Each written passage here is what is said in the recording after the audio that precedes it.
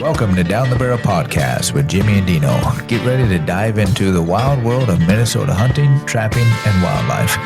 We'll be chatting with some folks who protect, manage, and promote the great outdoors. But don't worry, we'll also have some laughs as we chat about guns, whiskey, and anything else that catches our eye. So grab a drink, sit back, and get ready for a good time. Down the Barrel Podcast is brought to you by the Minnesota Deer Hunters Association and wolf.report. Wolf.report, a platform dedicated to elevating the voices of Minnesota hunters, trappers, and outdoor enthusiasts. Join us in advocating for responsible wolf management in Minnesota. Share your reports, photos, and stories, and together we will ensure that they are seen by all. The Minnesota Deer Hunters Association, protecting the future of deer and deer hunting through habitat, education, advocacy, and legislation. Joining us today, we have Jaime, Rockney? Yep. From Chick of the Woods, based out here in Minnesota. Thanks for joining us today, Jaime. Thanks. Yeah, thanks for having me. Mm-hmm. And Jaime, do you consider yourself an expert in foraging for mushrooms? No. No. Other people consider you an expert. Yes. Yeah, it all depends on who you're comparing yourself to. Okay. And see, I don't know the field, so as far as I'm concerned, you're the expert. Yeah, no, I mean, I know a lot more than most, but then, everything, classes, right? The more you learn, the more you realize you don't know. And so, we don't know a lot here. Yeah, that's for sure. For sure. But you do teach classes with mushrooms, right? Yes, I do. Right. Identification, I suppose.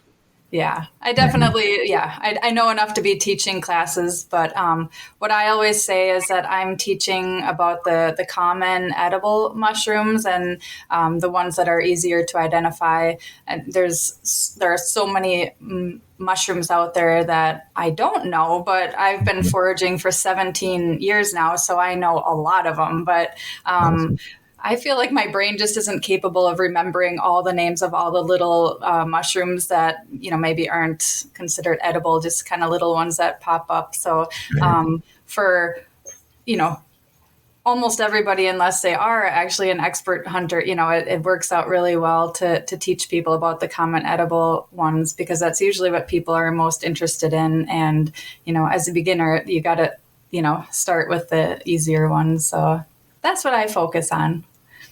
Oh, that's pretty cool. So you're based out of the cities area, somewhere right around there? Yep, I live in Jordan, so most of my classes are within an hour of Minneapolis. Gotcha. Jordan's south of the cities, though, right? Yeah, southwest. Yeah. Okay. Just past Shakopee and Chaska. Okay. I was just in Shakopee last weekend. Yeah.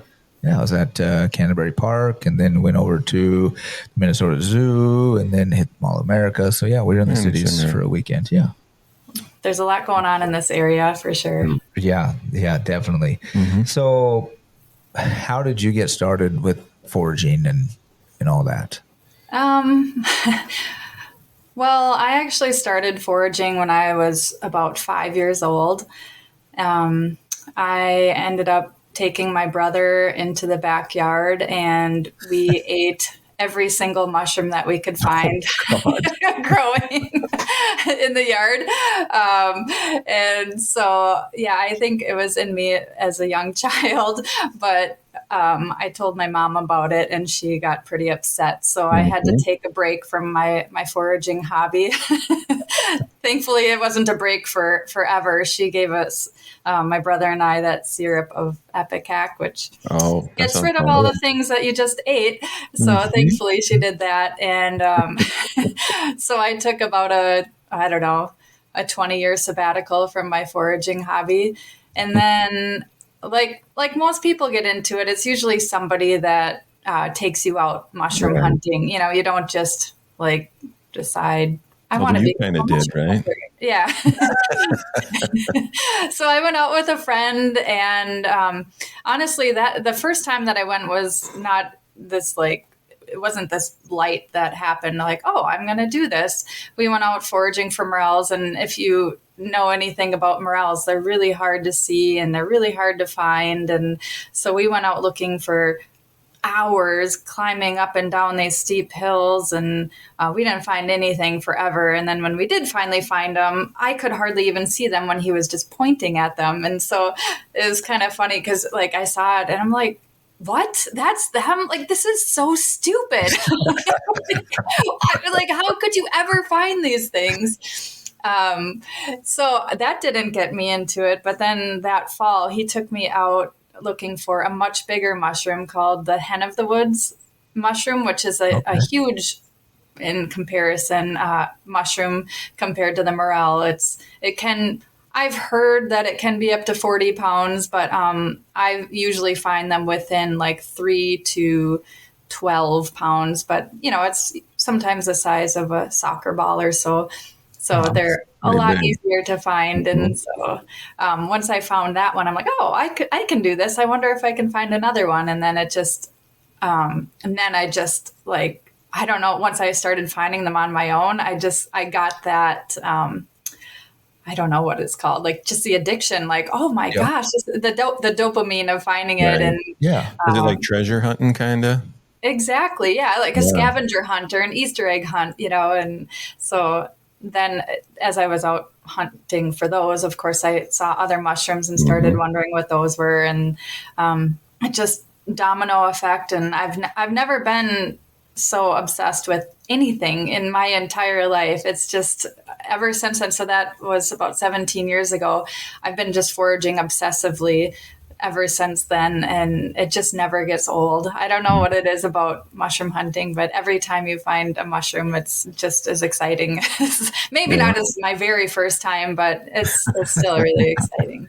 So is this something you do all year long? Well, not really. There are a couple, there's one main mushroom that you can hunt in the winter called chaga, if you've heard of that. Yep. So that one I don't find a lot around Jordan where I live. And usually you find those on birch trees, and there's a lot more birch trees in northern Minnesota. So I'll look for them on like a trip or something, but I don't really, I don't use chaga myself. So I don't look for it. So it's usually, end of March to beginning of April through, depending on the year, November-ish. Oh, wow. Yeah. For chaga? No, I'm sorry. For the foraging. Yeah. Okay. General, right, yeah. Mm-hmm. It'll start off with plants right away, and then it'll get into the mushrooms, and then I stick more with the mushrooms all year long. But when there aren't a lot of mushrooms, I'll look for more plants and berries. What kind of plants do you look for? Yeah.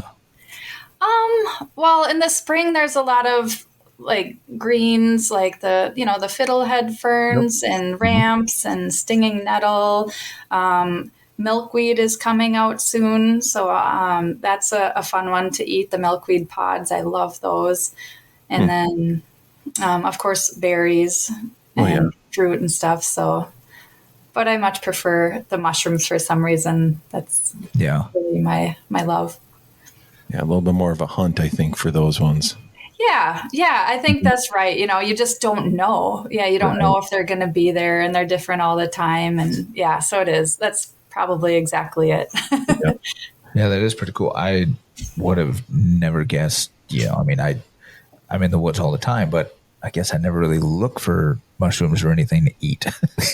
I mean, I see them, but I just don't know which ones you can eat. Right. Yeah. That's a true thing too. I mean, I remember as a kid, even back home, you go and I don't know, they were big brown and you kick them and dust comes out of them. I know that. And I was like, yep, I'm not eating that one. I like to eat mushrooms, or at least in a can, or that you buy at the store. But I've honestly never probably eaten a morel or any wild mushroom, to be honest. Oh wow!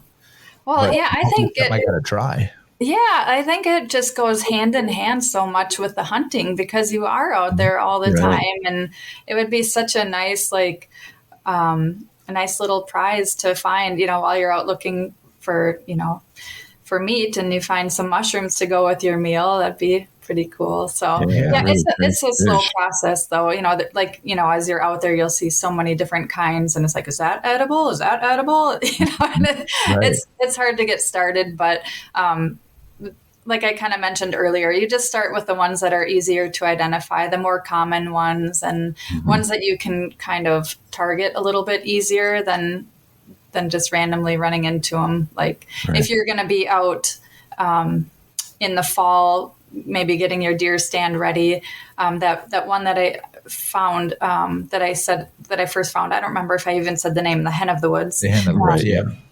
Like that's one that grows in the fall around the bases of oak trees. So, while you're out, you might be like, oh, there's an oak tree. I'll wander by that and see if there's a big. And those are good to eat. Those are really good. What do they taste like? Anything? A little mushroomy, I would say. Oh, that covers it. Crazy. Yeah, that's not. I'm. And you can eat the whole thing. The whole thing. You just throw it in a pan and you eat it. How do you cook something like that? This thing is like weird looking. Oh yeah, I'm looking at the magazine. I'm looking at the Pinterest magazine, and you got a picture of a huge hen of the woods. Yeah. Yeah, it's like a tannish brown mushroom, and they call it hen of the woods because if you can kind of picture a chicken, like with its feathers ruffled up, like it's kind of fluffing its feathers up. That's why they call it the hen of the woods. And the one on the cover, which one is that? So that's the chicken of the woods. Chicken of the woods. Yeah, that one you think you'd be able to see really easy because that's a bright colored mushroom. Yes, and that's that one obviously is like really distinct. So that's one that's really easy for beginners to identify. Mm-hmm.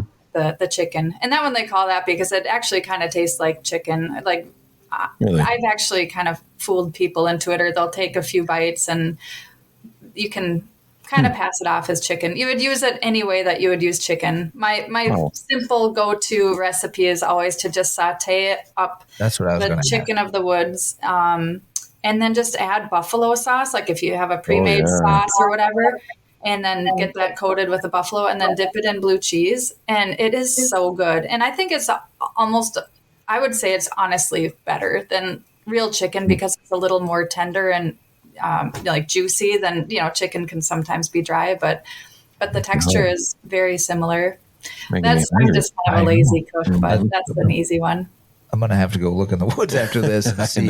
So how prevalent is chicken of the woods or even, hen of the woods? I mean, are those pretty prevalent in this area or more southern Minnesota or just kind of all over? I don't know. What area are you in exactly? We're in Grand Rapids. Yeah, we're in the Grand Rapids area.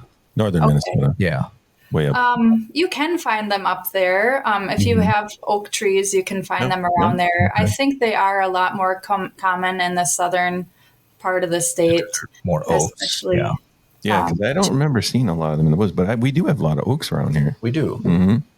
Yeah, I've heard of people finding them up there. I've never gone up there to look for that type of mushroom. I think you have a lot more pine trees up there, so we're kind of right on the edge where the pine trees start. Yeah. Mm-hmm. Okay.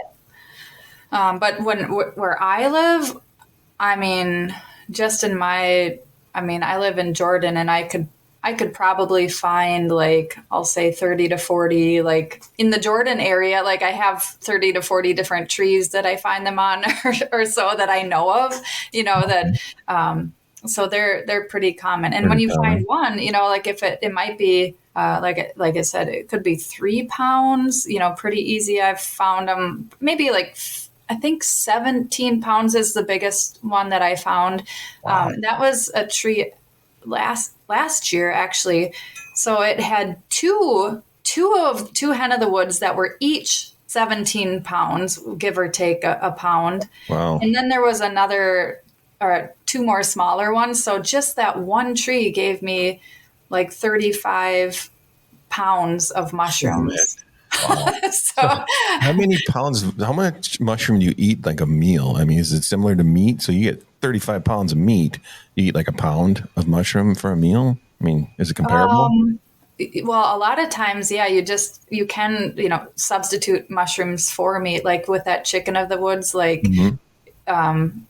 just however much chicken you would eat in a meal. Really? You could make a chicken sandwich and stuff.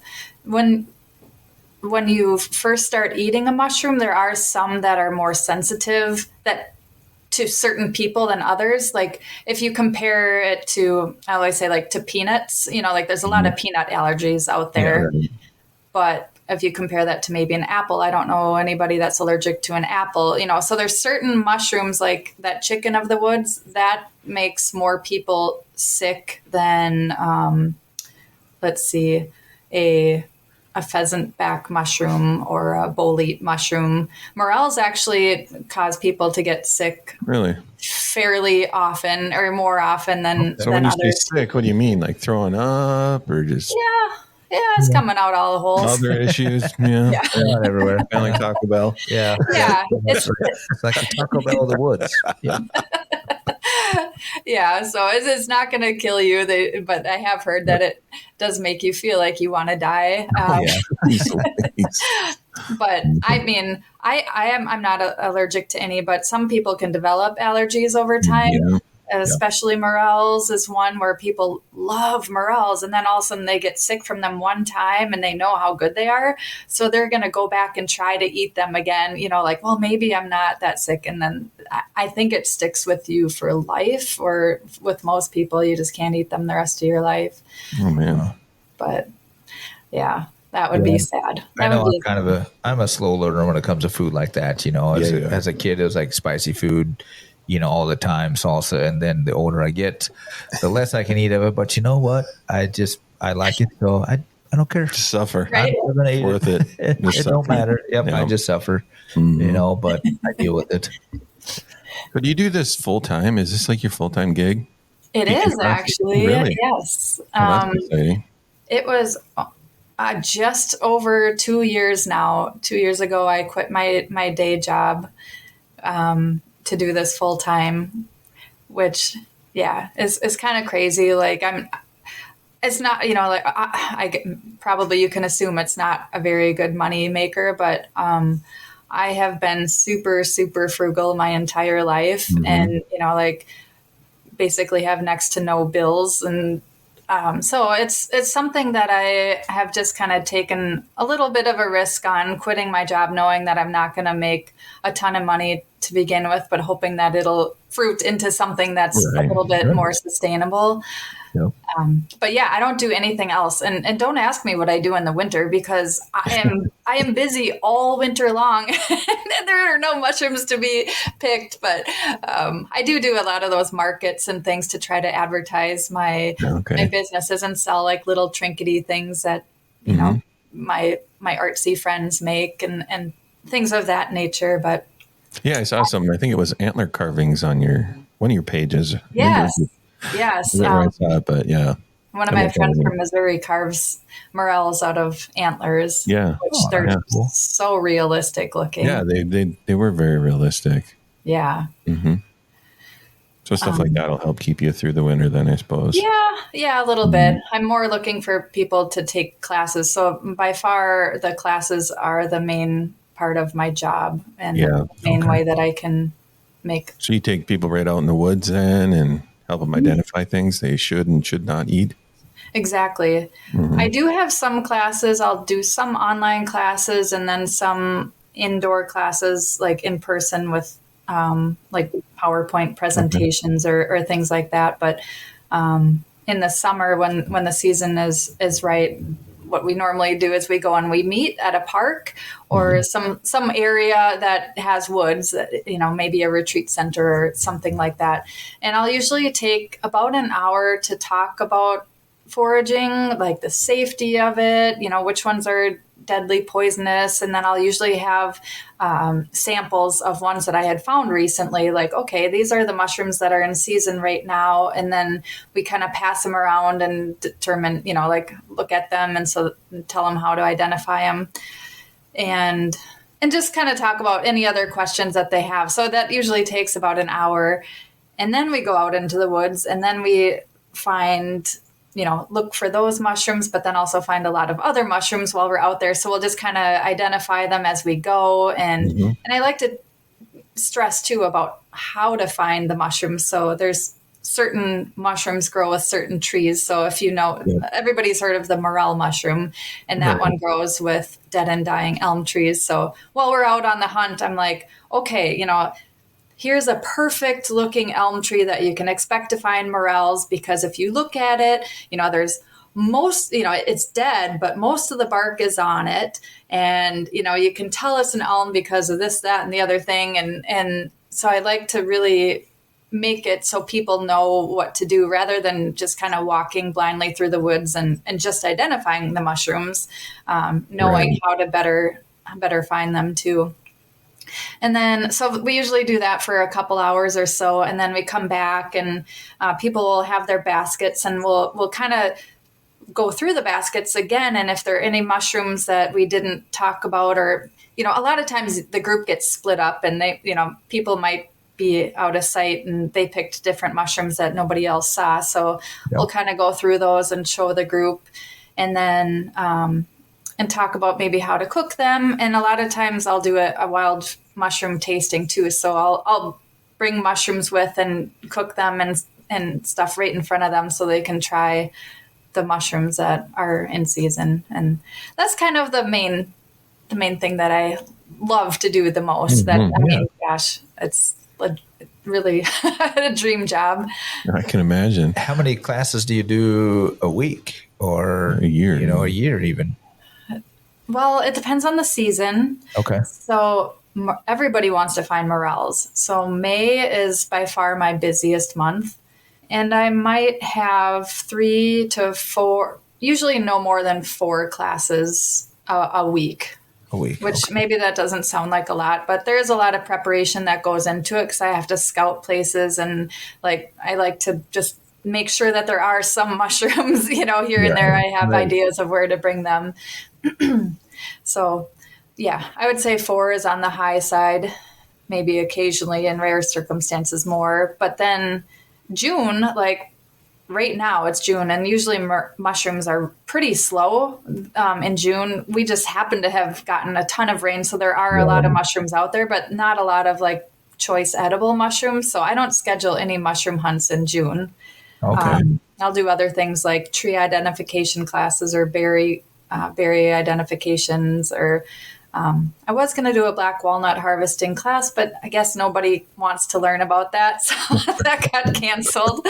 And then July through October is another really busy time. That's when the real mushrooms come out. That's when there's just so much diversity and abundance that comes out in those months. So then it's more like 2 times a week or so that I'm doing classes then. So do you do classes showing people how to prepare them and cook them too, just specifically for cooking classes? I haven't done a cooking class besides the cooking that I do at the end of my little hunts, which is, excuse me, usually just sauteing up in butter and garlic and, a simple recipe like that. I would like to do that at some point. I myself am not a natural chef by any means. Okay. So I would like to, I have some friends that are good chefs. So I should really learn from them and put on these classes, because I've had a lot of people asking about that. And right. Because that's one thing I wouldn't know. Right. Or even, what, mushroom would go good with, this, meal, like steak or, a burger or anything like that. I mean, that'd be really kind of neat. What would, Or is it chicken, or is it some mushroom kind of thing? That'd be cool too. Yeah. Well, we do talk about that at the end of the class. So usually if you go out hunting, you end up finding, usually there's 1 to 4 or 5 different mushrooms that you find in larger abundance where people are going to actually go home and cook them. So then I'll always give suggestions on, this is what I do with this one. But yeah, I need to add that to the list. For sure. How long do mushrooms keep after you collect them? I mean, do you need to, obviously they're in the wild, but do you need to refrigerate them after you cut them, or can you in a cool, dark place, or, Yeah. So I always recommend, if you're just going to store them and cook them, eat them fresh, put them in usually a brown paper bag, like a grocery bag, and a damp paper towel. Put that in the bag and seal it up and store that in the fridge. And they should, depending on how fresh the mushroom is and a few factors, I would say anywhere between 5 days to 2 weeks is probably about what you can expect. Some are a lot hardier than others, and you could get a little bit more time out of them. But otherwise, most mushrooms, you have to preserve them in some way. Like I had mentioned that one tree with that hen of the woods that I found 35 pounds with, yeah, that's an obscene amount to eat before it goes bad. So if you don't have enough friends or, people to take it, a lot of times, like I'll be like, oh, I got all these mushrooms. Do you like some mushrooms? They're like, oh, are you sure they're okay? Or like, and then like you ask like, well, what do you do with it? How do you cook it? So even though like they know I do this for a job, they're still a little bit leery of like, there's that crazy mushroom lady trying to give us mushrooms again. Trying to give me more mushrooms.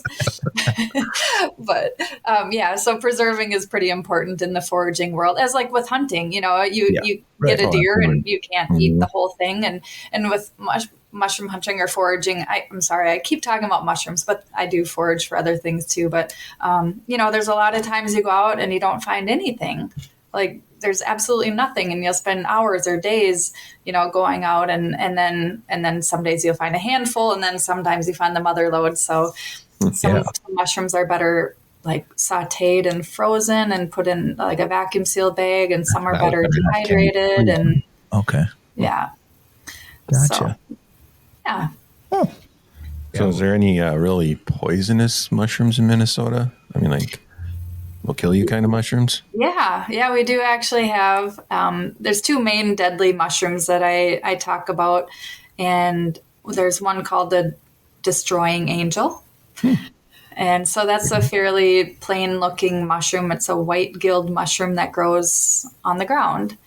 And so that's kind of gilled mushrooms in general are harder to identify. So as beginners, we're usually not identifying white gilled mushrooms that grow on the ground. Like I try to like, okay, if I happen to know what this other mushroom is, that's not the deadly one. I'm like, well, it's this, but for a beginner, like just don't deal with white gilled mushrooms that grow on the ground because it's just a dangerous area. Right. And then there's also the deadly galerina, which is a little brown gilled mushroom that grows on rotting wood. So if you find any little brown mushrooms, it's kind of just stay away from the little brown mushrooms also. So sticking with those like bright orange ones, like the chicken of the woods and the big puffball and even morels, there's really nothing that looks like those. So I had a friend of mine find a big puffball not too long ago. It seems like he posted a picture from around here. So this year, I think it was this year, but I could be wrong. It could have been last year. But the older we get, the time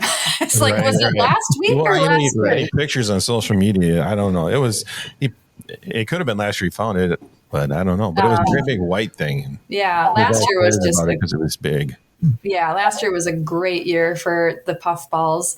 I have found them in May or June, but usually they're more of a summer or fall mushroom, but they can grow any time of year. Well, it could have been last year that he found it, but yeah. So what do those things taste like?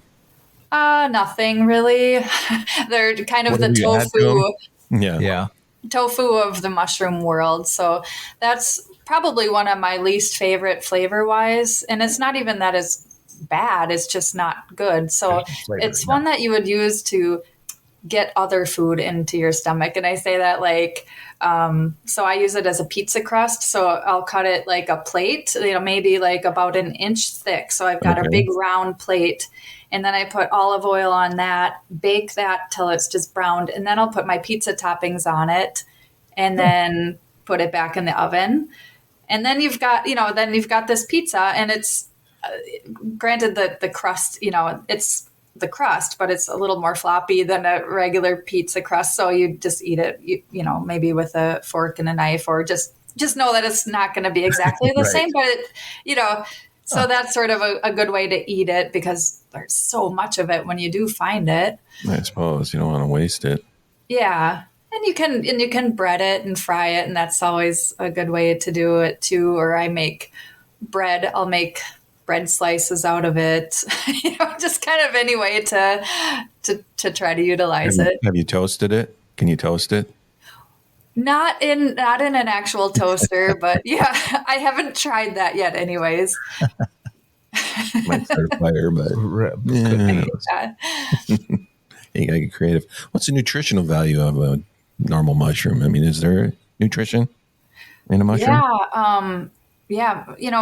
Growing up, I think we're close enough to the same age, like where, I don't know, we always heard that mushrooms had no nutritional value. It's just kind of like this void. Filler. Yeah. Just a filler. Yep. But yeah, it's always something that's also something my brain can't remember for some reason. But a lot of mushrooms are very nutritious and very medicinal. So if you've seen, like, there's all these supplements that are coming out now that are good for, some are good for cancer, some are good for your memory, some are good for arthritis or your immune system. So just kind of like with different vegetables, they have different nutrients in the different mushrooms. So, is there some in Minnesota that are more medicinal than others? Yeah. Do we have like turkey tail mushrooms in this state? Yes, I see turkey tail all the time. You do? Okay. I've heard that one is pretty medicinal. Yeah.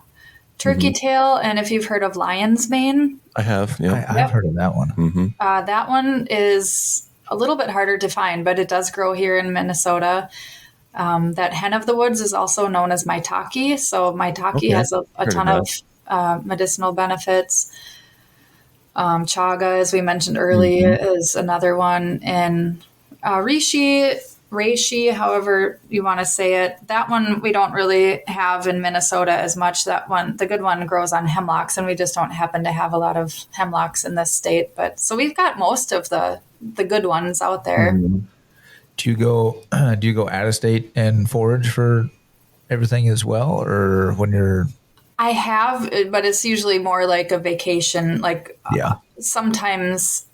Well, I like foraging no matter where I go. So like I went to Hawaii last year, and a friend of mine asked me to go. So I didn't like go to forage, but as soon as I knew I was going, I was like researching. I found a forager, Sunny Savage, that lives on the island of Maui where we went. So I hired her to take me out 2 different days because it's such a different environment. And, I don't know the trees, I don't know the plants. So I learned so much going out with her. And then sometimes if I go to Florida, I'll just kind of like try to find some stuff. Even like I was going to the beach one day and there were these plum looking things. I can't remember. Maybe they're called coconut plums or something. So, like I'm just always looking no matter where I am. I'm like, I wonder if that's edible. And then I'll try to pick it. And so usually my normal foraging is Minnesota and Wisconsin. Okay. Yeah. I mean, it's just such a great area to forage. And I haven't ever been out west like Oregon and Washington and California, but I would like to get out there. I say that every year, like this winter, I'd like to head out there because you can pretty much forage all winter long out there. Yeah. Oh, that's pretty cool. I guess I never would have thought. I'm going to have to start looking when I'm down home and see what I could, forage down there. I know there's, we got a ton of oak trees and stuff like that. So he means Kansas, mushrooms. By the way. Yeah, Kansas. Kansas. Sorry. Oh, okay. There's trees there? Kansas. Yep. There's a few where we are. Yeah. I know, it's crazy. Yeah. What kind of trees are those mostly down there? A lot of cedar trees, but we do have a lot of oak. Yeah, I guess a lot of what I saw was oak, I think. Yeah, yep. We have a lot of oak. So, and I've seen mushrooms and obviously we have berries and everything else. But I guess I'm going to have to start walking around and go, what can I eat? Well,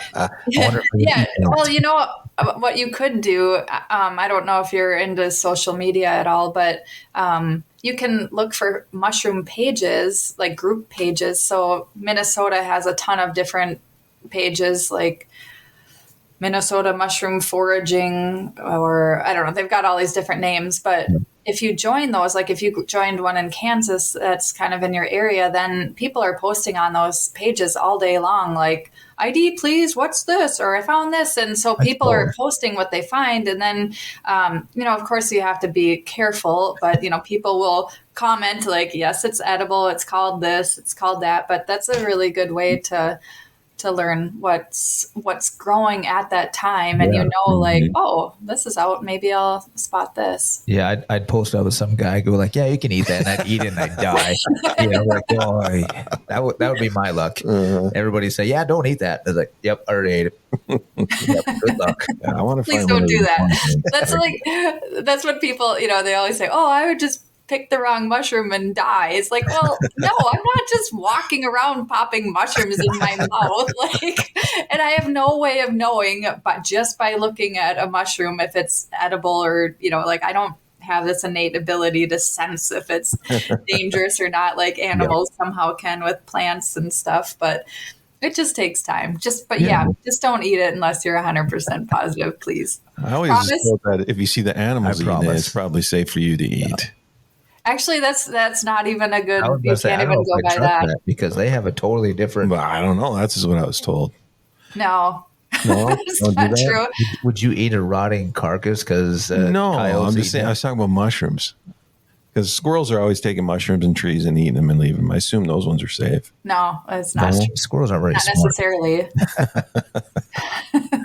I've seen mushrooms nibbled on that are not safe for people to eat. Yeah, definitely. That animal's probably no longer with us. Right. Dropping from trees. I do remember making a post one time, and I had found some of those deadly gallerinas, and like within 5 feet of that tree, there was a dead deer. And so I did a photo or a video of like the mushrooms, and I'm like, see, look, this deer ate the wrong mushrooms. It's not true. I mean, I don't know if the deer ate it, but it wouldn't have just fallen over and died within a minute anyway. Yeah, exactly. It takes like a good week or so to kill you. Oh, jeez. So I got a few more days left. Oh, that's pretty cool. Mm-hmm. I'm just kind of looking to see here. Mm-hmm. So I have to bring it up. Magic mushrooms. We saw it at the same time. Did we? We did. I know. I just wrote it down because do they grow in Minnesota? Okay, so I'm not real familiar with magic mushrooms, honestly. I'm not just saying that. They do more so grow, I believe they grow out west a lot more, kind of the more traditional ones that people would buy. But I've heard that there are one or two that contain the psilocybin, and please don't quote me on this, but I think there's one or two that have the psilocybin in it in Minnesota. And then I do know of some other mushrooms that are magic mushrooms that aren't like the traditional, the ones that you would buy. So there's one that I find fairly often called the Big Laughing Gym. And so that doesn't have the psilocybin in it, like the traditional magic mushrooms, but it has a different compound in it that will get you high, just not as high, and it's a different trip, I guess. Okay. So I know some friends that have tried it. Yeah. Mm-hmm. And they said it's kind of more like a tamed down version of the ones that you would buy. Now I've heard of one, and I don't know if it's around here, and I would say the name, but I would butcher it so bad that I'm not even going to try it, but it's red, white dots on it. The Amanita muscaria. That's what I was going to try to say, but I can't even spell that. Do we have that in this state? We have a version of it, so we don't have the red one with the white dots. We have some that are more yellow or even orangish. Okay, I think I've seen some of those. Yeah, but I'm always looking for red ones. But I've heard lots of stories about that one with the reindeer and all that stuff. Yes, yeah, it's an interesting story if you look that up. That they like it a lot. That's why the reindeers fly, long story short. Right. I heard that too. I've read that story. Yes.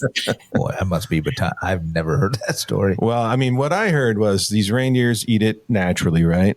Mm-hmm. And I don't know if they like getting high so much or what it is, but I also heard that they will like drink urine that has it in it because they like it so much. Have you read that or heard that? Yes. Now, is it the deer eat the... I mean, people will drink urine of the deer that ate. Maybe that's what it was. Yeah, that makes sense. Yeah. Yes. And maybe that makes it safer or something, because I think it is poisonous, but if you process it somehow, I don't know. I've read it and listened to all kinds of books about that kind of stuff. So, again, I'm not real real experienced in this subject, but there are certain ways that you can prepare it to eat it and not like have any sort of effect. Right. You can actually eat it like a regular mushroom, but then there are certain ways that you prepare it so you can actually get high off of it. And like you said about the whole drinking the urine thing, and I don't remember the exact story. I think it was like the poor people back in the day, you know, like that they would do that. Yeah, I don't know. Gosh, I just know it was the reindeer were getting high on this mushroom, and something to do with the urine was being used to get high. They probably use it as a different form of alcohol, I'm guessing, or somehow to get high. You know, people get desperate, I guess, up in the north. Yeah, there's nothing else to do. Watch reindeer run around and eat mushrooms, and hey. I've read that a few times, and I need to read it again because, you know, usually I'll read that around Christmas or so, and then it kind of escapes my brain, which is one of the reasons why, like you asked if I was an expert. I'm like, no, I'm not. And my memory is like so bad. I need to it takes me a long time to remember the names of mushrooms and just remembering things in general. So I tend to forget some of those details in the story. Find those medicinal memory mushrooms. Those ones. Yes, I know. I do actually take that one. That's the only supplement that I take is the lion's mane. So this is about as good as it gets.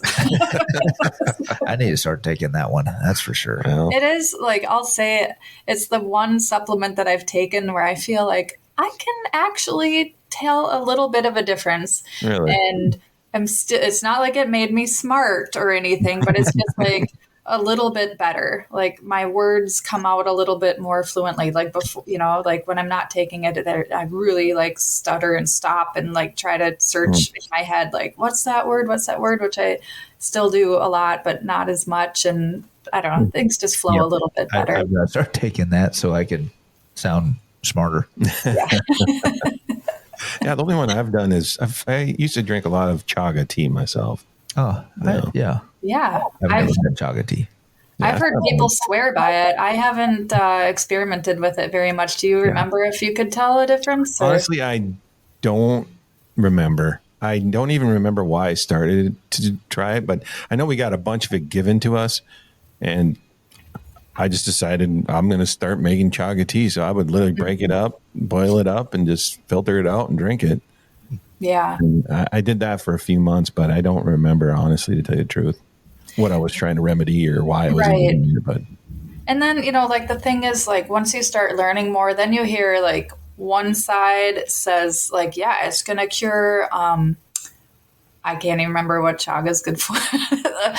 It's going to cure your cancer. Right. Yeah. And then and now recently I read something that there's actually some sort of toxins in the mushroom itself, and you shouldn't have it daily because then you're like continually like building this up in your system. So if anybody is out there, you know, that takes chaga on a regular basis, Forager Chef is a really educated guy, and he has an interesting article on it. So if you search Forager Chef chaga mushrooms, I think he talks about that chemical that's in the mushroom, and he'll tell you much better about it. And then, you know, just to make a decision, because, you know, people will jump on that bandwagon like, these mushrooms are great. They're going to save the world. They're going to soak up all this, you know, the toxins in the ocean and save us. And it's just how it seems to be. It's usually a bit of a stretch, but I do think, I mean, mushrooms I think are actually very, very good for you, but they're a curious thing because they're not really a plant, are they? No, they're not. Right. And in fact, they're considered more closely related to humans than plants because they breathe oxygen instead of carbon dioxide. So yeah, I think I read that or seen it on Discovery Channel or something and thought that was pretty wild. Mm-hmm. And like plants get their energy from the sun, and then they can photosynthesize, where mushrooms actually live like in their food, like, so they're just like constantly absorbing the food that they live in. So more like we need food to get energy, they need the food to get energy, and plants do that, you know, magical process of photosynthesis and stuff. So it's very interesting and unique, and there's probably a lot about them we don't know, I would imagine. Yeah, I've heard something like we haven't even identified like 90% of the mushrooms that are Wow. that are out there. Like there's so many. And the thing is, usually mushrooms, so the mushrooms that we're talking about, these are all like the fruiting bodies of the organism. Right. You usually can't see the mushroom. It's in the ground or it's in the tree. And not every fungus grows a mushroom, that fruiting body. So sometimes it could just be somewhere in the soil that people haven't run into yet and tested. So because it's like that white mycelium that's under the ground. That's actually the mushroom or the fungus or whatever you want to call it. Mm-hmm. Yeah. Just like any, an apple tree, it's a tree all year long until, then it grows the apples. So the mushrooms are like the apple. And I don't know if that's a good comparison, but. Kind of like the flower of the fungus, maybe. What's that? Is that like the flower? Would it be like the flower or would it actually be the fruit? Well, it's more like the fruit. It's the fruiting or body. Yeah. So the mushroom, its sole purpose is to grow and spread the spores. So it's like the spores are like fruits, seeds and stuff. So they grow, they spread the spores, and then they just kind of die off, and they've done their duty.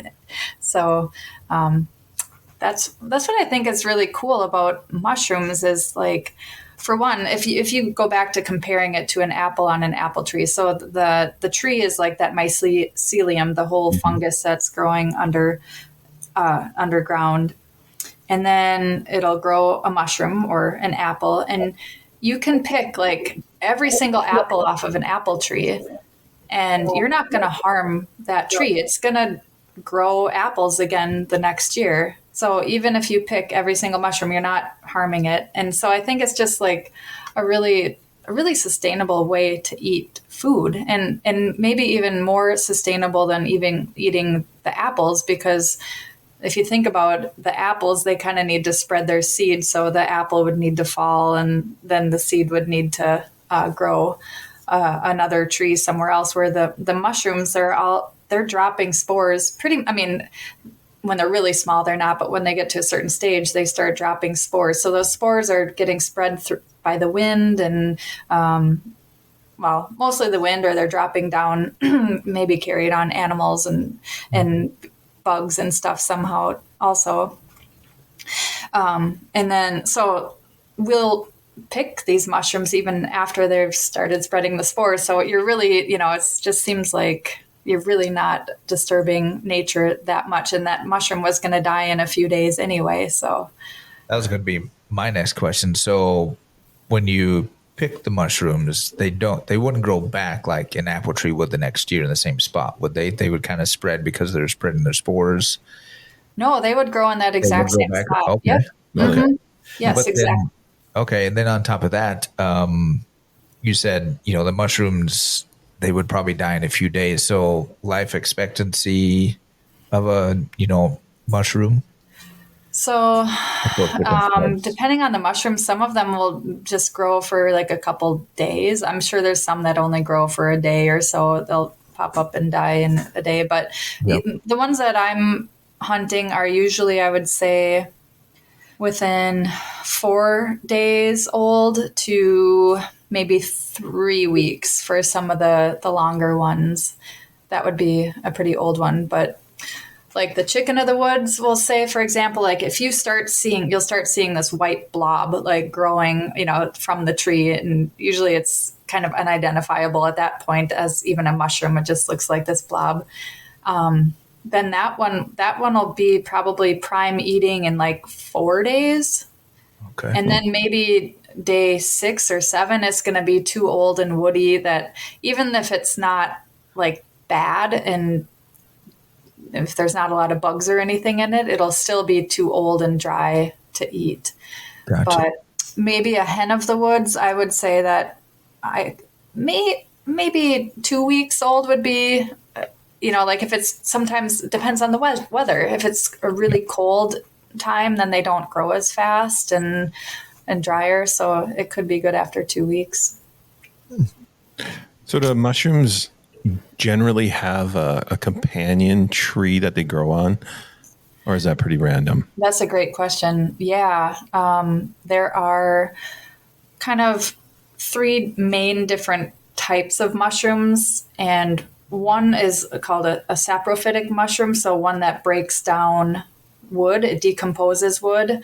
There's a parasitic mushroom that will attack and kill like a tree or a plant or something. And then there's what we call mycorrhizal mushrooms, which grow on the ground that are usually have a symbiotic relationship with trees. So to answer your question, with the ones that grow on the ground are usually associated with trees, and they actually they kind of feed each other. They'll connect to each other's roots, like the mycelium will wrap around the tree roots, and they exchange nutrients back and forth. So a lot of times, what I'll say is, like, you're not actually mushroom hunting, you're tree hunting. So you look for that tree and then you pick the mushrooms. Of course, it doesn't mean the mushrooms are going to be there, but there's always usuallys and whatever. Right. But many cases it's associated with a tree. With a tree type. Yeah. And Some of them will be associated with several types of trees. Okay. It might be like the morel might be around elm or cottonwood or oak or aspen, so there's a variety of trees that they will grow with. And sometimes it's different species are associated with different trees. Okay. Yeah. Have you seen any around the same maple trees? We have a lot of those around here. That's like, I kind of joke. I'm like, maple trees are worthless. My pancakes taste so much better with those.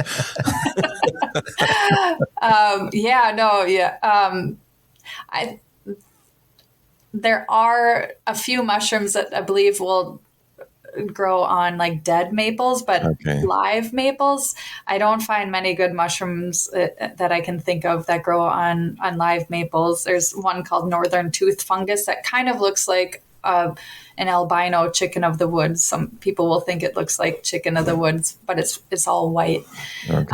So that would be one that I find on maples a lot. But if there's a dead one, you can find that lion's mane growing on dead maples or oyster mushrooms. Those are the two that pop into my head. But a lot of mushrooms can grow on dead trees. But I don't. If I see a maple forest, honestly, I'm not going to waste my time going through there. The heck with that place. That's most of my property. So you really need to know your trees to be able to kind of start foraging for mushrooms. Sounds like it'll help. Yeah. It's I'd walk somewhere and be like, I can't find any mushrooms. Oh, duh, these trees are worthless for that. They're all maple trees. Yes, exactly. I always say that it's the number one thing you can do to increase like the number of mushrooms you find by learning your trees, which is why I have that tree identification class. It just sounds boring and nobody wants to come to it, but it's really, really important. I used to be super obsessed with identifying trees, and I can hardly look at a tree without just naturally like trying to identify what it is. And it was my favorite class in college. And I had posters on my wall of like tree silhouettes so that I could identify trees just by the shape of the tree, no leaves or anything. Just, yeah. Wow. So I'm a bit of tree silhouettes. All right. Yeah, right. Every college kid had posters of tree silhouettes. Well, that's something I need to get better at is my, trees. I don't know how many times even us hunting, you got to walk over by, that pine tree or that white pine or whatever. It's like, dude, it's a tree. I don't know what tree, Yeah, it's over there. I saw it over there by that, big pine tree. It's like, I'm pretty good with the pines, but I don't know. Tree's a tree to me. Right. Yeah, and people say pine, so I'm like, is it a pine or maybe it's a spruce or a fir? Like, because they're not all pines, all the needle ones. Is there any mushrooms associated with pine trees? Yeah, there's quite a few. Is there? Mm-hmm. You can actually find morels that grow near pine trees. So. Yeah, and I've seen morels around pines up in the boundary waters before. So, chanterelles grow around pine trees. Yeah, my mushroom hunting buddy, he does talk about chanterelles a lot. Yeah. Mm-hmm. So I myself, just based on where I live, I don't have a lot of pine trees around here, so I'm not as experienced with hunting in the pines. So also can't speak a ton about that. But yeah, there definitely are. I think the deciduous trees are, well, I don't even know if they're better. It's just like different areas have different mushrooms. So Well, I think there's more in the deciduous areas that I've seen anyway, because where I live now, there's a mix. I mean, honestly, where I live, there's more deciduous, but just a few miles up the road, it's more conifer forest. So there seems to be more mushrooms around here, and I don't know why that is. Yeah, I think so too. Mm-hmm. So you touched on your education with, the trees and everything. So what is your educational background? Well, I did get a degree in natural resources and environmental studies. Okay. And then an emphasis on soil and water conservation. So my career was doing water quality and conservation for, I guess it was 19 years before I quit. So very much, into the outdoors and natural resources, which kind of goes hand in hand, but now I'm more on land than the water. Yeah. Mm-hmm. Well, that's pretty neat. Mm-hmm. Yeah, it was a great job. It really was. Yeah. So we kind of got introduced to you, obviously, through the Adventurous magazine. Right. Yeah. So how did that all come about with you? I mean, it's a great picture of you on the cover of the latest, the spring issue. So how did that all come about? Well, actually, I don't know if you guys were there or not, but I was at the Deer and Turkey Classic in Shakopee, and that's where I met Jen with the Adventurous magazine. I don't know how to say her last name. Pudens, do you know? Pudens, yeah. Pudens. So she stopped by my booth, and she's like, wow, this is really cool, and just, so her magazine is, I don't know if you all know, like, is a women's hunting and fishing magazine. So I guess just being a woman, and like she hadn't had a foraging article before, so she was just wanted to put a little bit of diversity into her magazine. And so cool. So you actually had a booth. Where was your booth at? Well, I wouldn't be surprised if you didn't see me, because we were in the kids zone. We walked through there a couple of times. MDHA sponsors the kids zone. Yeah. Oh, really? Yeah, we were there. Oh, well, I was there. Yeah. I'm trying to think of, I don't even know the booths that were like right next. Bronzing antler people there. Right next to him. I was I was thinking that you were right next to him, because that's what I was thinking. I was kind of picturing the kid zone and walking through it in my head, but like, I think you were right beside the bronze antler thing. Yeah. Mm-hmm. Yep. Yeah. Huh. Yeah. So I went there. Like I had said, I'm like, well, I just feel like it would be a good fit to kind of like reach out to the hunting community. And like in my mind, like it just makes so much sense, because you guys are out in the woods all the time, and it would just be so natural for you to, learn, because you guys know so much about the wilderness and forests, and, you have to know about, I'm sure, like, I don't know a lot about hunting, but probably deer or whatever animals you're looking for, like certain type of habitats. And so you're really just aware of. Right. Everything. And you like to eat naturally off the land. And I think it's a smart and logical step to eat some mushrooms too, because we see them out there. Well, yeah, exactly. And scouting, like we talked about earlier, and everything, and even introducing, the kids into it a little bit more, just to know more about what's in your woods. Right. And to know that it's possible. Yeah. Even, I don't know if they even would know that. They probably wouldn't. And then you could teach them at, if you can get them early. I mean, obviously everybody can learn about it, but I'm envisioning, forkhorns. Right. Yeah. And kind of a new introduction in forkhorn camps about foraging. I know they do touch on a little bit, I remember, but this might be something that we can definitely, it's definitely a talking point for sure. Yeah. I mean, it just kind of like brings it all together, right? It's like, like you wanted to learn more about trees. And so then like, as you're out in the woods, you can start like looking at the trees and identifying those more, and like it all just seems to come together perfectly. And like you said, the other plants, because you forage for other plants. Yes, absolutely. Because sometimes the mushrooms are, it's been a drought the last few years, and there were hardly any mushrooms, but the plants are always there. Like you can really count on those. And in fact, the berries were were great last year, even though it was a drought, which I learned from Sam Thayer. He's kind of the god of the edible wild plant world.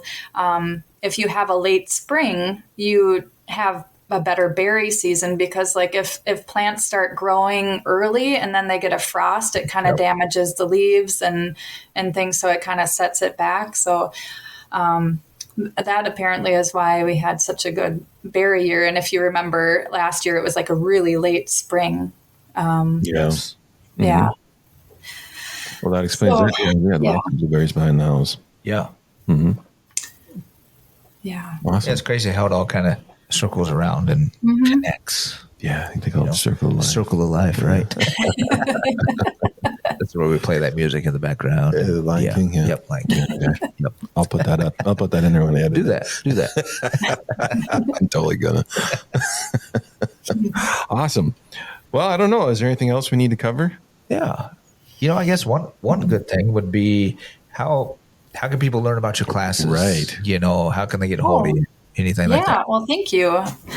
So I do have social media pages. So if you're on Instagram, it's Chick of the Woods with periods in between. But Facebook has some events, and my website. So Facebook is Chick of the Woods. And then my website is chickofthewoods.com. And so all my events are on my website. So that, long story short, go to my website if you want to see what classes I'm offering. I have some on my Facebook event page as well. But that's the best place to find me. And I do also do private hunts as well. I should just mention that, like, maybe if I imagine hunters have like land that they hunt on all the time. If you can have me come out and we can go to that land and like scope it out at, whatever time of year. Like like I said, if you're doing your prepping deer stands in August or September, I don't know, maybe we could go out at that time and see what kind of mushrooms and even trees and plants and berries and what you have out there to kind of learn more about what land you're on more often, or otherwise we can also go to local parks that you might want to frequent more often. Can you forage on public land? Yes. State land, I should say. State land, yes. All state land, pretty much all state land except for scientific and natural areas are good. So parks, state parks and state forests and what management areas and things like that. It gets a little bit more tricky as you go down the line to like counties and cities all have their own rules. Okay. And so you do kind of have to read up on that. I know you can't forage anything at Three Rivers Park Districts or City of Minneapolis or Dakota County for the metro area folks. But I should clarify, pretty much no public land allows foraging of plants. So you can usually harvest mushrooms, nuts, and berries. So kind of like what we talked about, when you pick the mushroom, you aren't actually harming the organism. It's going to grow back the next year and so forth. But when you harvest a plant, especially if you're digging it up by the root, like you're removing and killing the plant. So there are definitely ways to sustainably harvest plants, but they just cut it off at no plant harvesting. Yeah. Well, that's good to know. Yeah, I've never heard of any regulations up here where you couldn't, but I know I was reading the article. I know that was mentioned in there. Right, yeah. So I never would imagine that they would have outlawed foraging. State forests, you can get permits to harvest some plants. I haven't ever looked into that, but otherwise private land is the way to go if you want to harvest any plants. Right. Yeah. Well, I think it'd be a good thing to do for, private landowners, when they go out, to know what trees they have and obviously just to see what's on their land, that they can forage for. Right. I mean, I think it's a great idea. I think on something there. So I'm totally going to go roam around. When's the best time to find the chicken of the woods? Oh, that's a tricky one, actually. Yeah. So that one can grow, I will say, May through October. Oh, wow. So this is the thing. Like a lot of times mushrooms have certain seasons. So morels typically grow in May in this area. in metro area. And chicken of the woods, the thing is, if you you kind of have to stumble upon them. You don't go out at a certain time to look for them. But the thing is, if you find a chicken of the woods and you find it and it's fresh and perfect, it's gonna grow at that same time every single year. So say you find that chicken of the woods on June 1st. I would expect to find that mushroom growing, within a week, give or take, of June 1st, until that tree is basically depleted of nutrients and it no longer grows anymore. And same thing, if you find it in September, it'll grow in September. That's, in my experience, that's what happens with the chicken of the woods. So it's one mushroom. It grows all year, but it's tree specific. Most mushrooms are not that way. Right. Yeah. So you have a bunch of secret spots, you're saying, for chicken at the woods. Oh, yes. Sometimes, yeah. Mm-hmm. So if you have Onyx, I would use your Onyx app, and what I do is I use the little chucker. There's like the different symbols that you can use. Mm-hmm. And so I use the chucker because it looks like a chicken. And then I do it like a yellow color.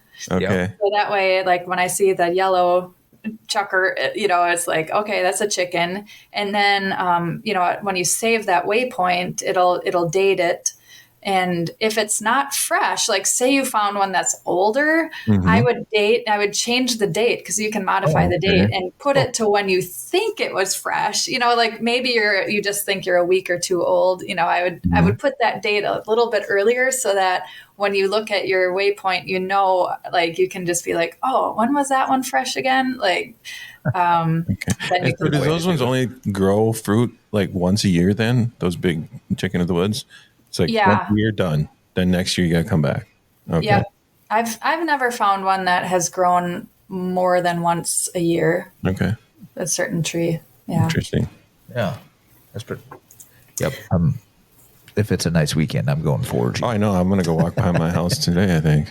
It's seriously addicting. Oh my gosh. I don't know. And I'm not the only one. I take people out on these hunts and they're like, Jamie, I've got a new hobby. Like, this is going to be my thing. This is so cool. And that's by far the best part of my job, is seeing these people just get so genuinely excited about something so simple. We're just walking around in the woods, finding mushrooms. But I think it's just it's in us. We are hunter-gatherers, and it's this sort of weird. I imagine it's the same as when you get a deer, or find any sort of thing that you're hunting for. But that thrill of the hunt, and just finding something that you can take home and eat, and it's delicious, but also just being in nature, as it's just it's so relaxing, and your anxiety just kind of goes away, unless there's as many mosquitoes as there are right now. Right. I can imagine the mosquitoes. Probably some ticks, I'm assuming. Do you guys have wood ticks down there? Yeah, it's kind of getting to the end of the season for that, so I haven't found any lately. They're usually just bad in the spring, and then kind of disappear for the summer, and maybe come back a little in the fall. But right now, they're not too bad. Yeah. Cool. But yeah, anyway, so it's just so fun seeing people light up, and it's truly maybe there's a better word, but it's addicting. Yeah, I can see, especially if you go out there and you actually find some. Right. Yes. Score. Yes, that makes it. And I'm sure you get people from all walks of life that do your classes. From all walks of life, all ages, all different people. Yeah, well, absolutely. I mean, there's some people that are just, I'll just say kind of hippies, they just want to live, on the land. They're already into nature, and this is just kind of adding to their thing. But there's also some people that know nothing about it, and it's just so foreign to them. So they'll sign up because they're like, what? You can walk in the woods, and, so you don't have to be a nature person to enjoy this. I had one girl that came, and she looked like she was straight out of a Vogue magazine. She was so beautiful, and just dressed really nice. Not wearing inappropriate clothes for the woods or anything, but she just whatever. And we're doing intros, and I'm asking like people, I'm like, okay, so who's been mushroom hunting before? And then, or maybe whatever, I asked, like, who's never been mushroom hunting before? And she raised her hand. She's like, well, I've never walked in the woods before. I'm like, wait, what? Like, she had never walked through a forest in her life. She lived in Chicago and just like was a complete city girl. Pavement princess. Yeah, but she had so much fun. Like I remember finding this, it was a hen of the woods. It happened to be, and she was like jumping up and down, clapping when she found it. It just like had the best time. So yeah, it can really be for anyone. Like, seniors, it's good for seniors because you're just walking really slow. We're just like at a snail's pace, and we're not doing anything grueling or, it's just slowly as you can possibly walk, because the slower you go, the more mushrooms you find. But kids, I have a lot of kids that are really into mushrooms too. Like sometimes 5-year-olds will come with, and they have a great time. So they're a little closer to the ground. They might have an advantage. Right? Yes, they are much better at finding mushrooms than we are. For sure. Oh, that's cool. Well, that's awesome. Mm-hmm. Well, I suppose we can let you get back to your rest of your day. We appreciate you joining us and learning us a little bit about foraging and mushrooms. Well, I'm excited you wanted to talk about it because I love talking about it. It's the only thing I know how to talk about these days. Well, we're going to have you back to this fall, so we can tell you if we found anything. Yes, exactly. We're gonna end up doing our own little foraging at some point here, and we'll definitely have you back this fall. See how your season went a little bit more, and if you'll come back, if you'll come back, and we'll see. We'll see. No, that's great. Well, we appreciate it. Awesome. Yeah, it was fun talking to you guys. Thanks for having me. Yeah, thanks for coming on and putting up with us. The Minnesota Deer Hunters Association and wolf.report proudly sponsor this podcast. However, please note that the opinions, topics, and guests featured may not necessarily align with the views, beliefs, goals, or mission of our sponsors. The Minnesota Deer Hunters Association has been building our hunting and conservation legacy over the past 40-plus years through habitat, education, advocacy, and legislation in Minnesota for Minnesota.